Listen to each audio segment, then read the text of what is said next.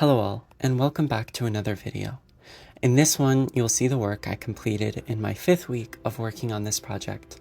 The primary task of this and the next video will be finishing the polishing of my bus in preparation for the protective epoxy and then the insulation. I began the week by starting to prepare the window frames I intended to cover with metal sheets. This largely involved scraping away the old adhesive and other debris so that the caulk would have a clean surface to adhere to. My intent was to seal the windows with Sikaflex 221 and then additionally secure the windows in place using rivets. The process of removing old caulk was a bit challenging, but I found that an acetone spray worked effectively for loosening the bond and making it easier to peel off. This, with a combination of wire brushing, ultimately helped to ensure that none of the old debris remained. Ultimately, I would also be recalking the windows I intended to keep in to ensure they remained weatherproof and well sealed, but my primary goal at the moment was to get the open window frames covered as soon as possible. The rainy season had already begun, and the last thing I wanted was for water to get into the bus that I would be trying to remove rust from.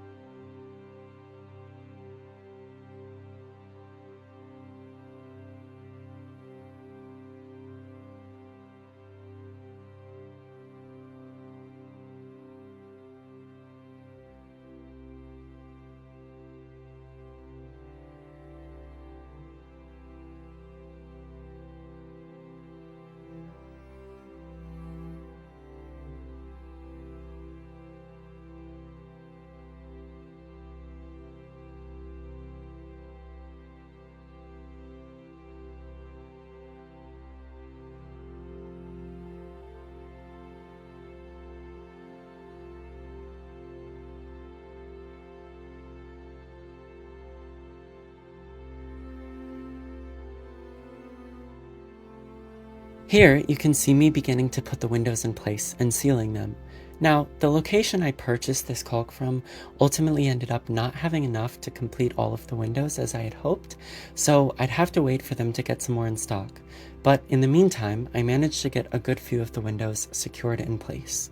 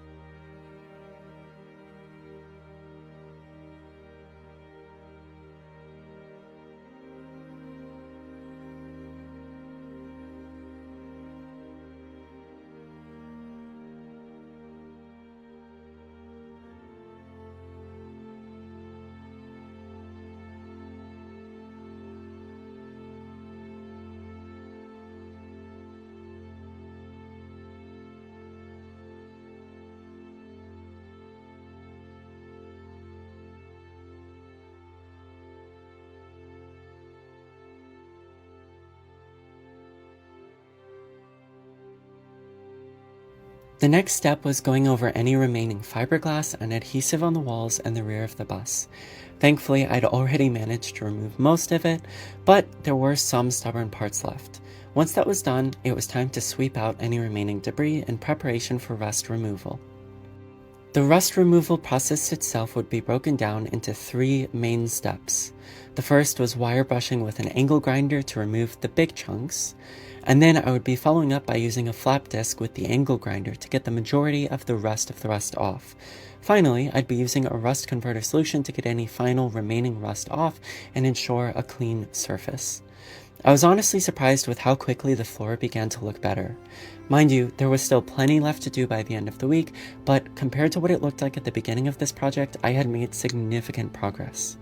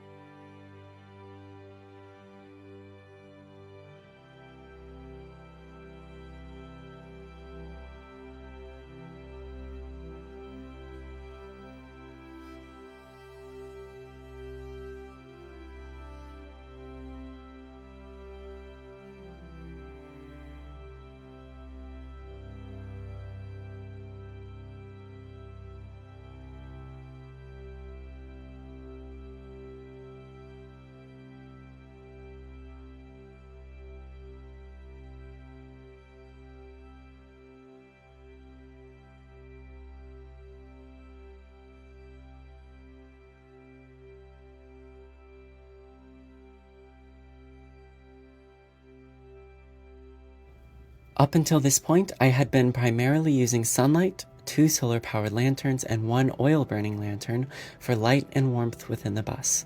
But as the days got darker and colder, I realized I needed more light. I was thankfully able to get a headlamp as well as some string lights to help light up the bus. And with the window frames now mostly covered, the bus was much better at retaining warmth and shielding from the elements. Nonetheless, the rust dust pushed into the air by the wire brushing quickly became a consistent problem with visibility whilst working, even with windows down and doors open. With no real way to address it, I had to simply push through. This was definitely a part of the project that required my respirator, and I was very thankful to have it.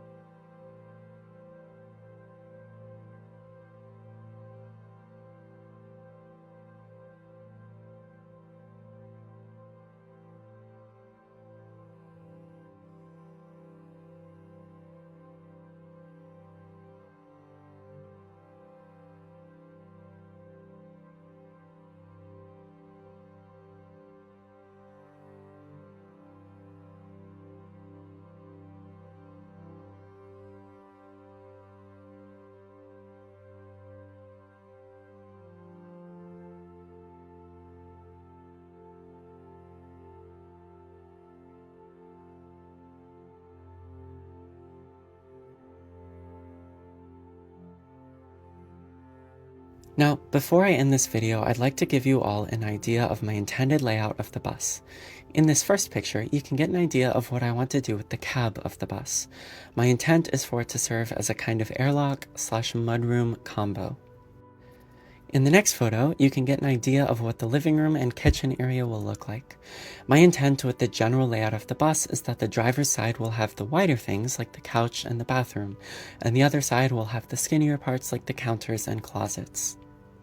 I plan on having a wood-burning stove to serve as both a heating element and a cooking instrument.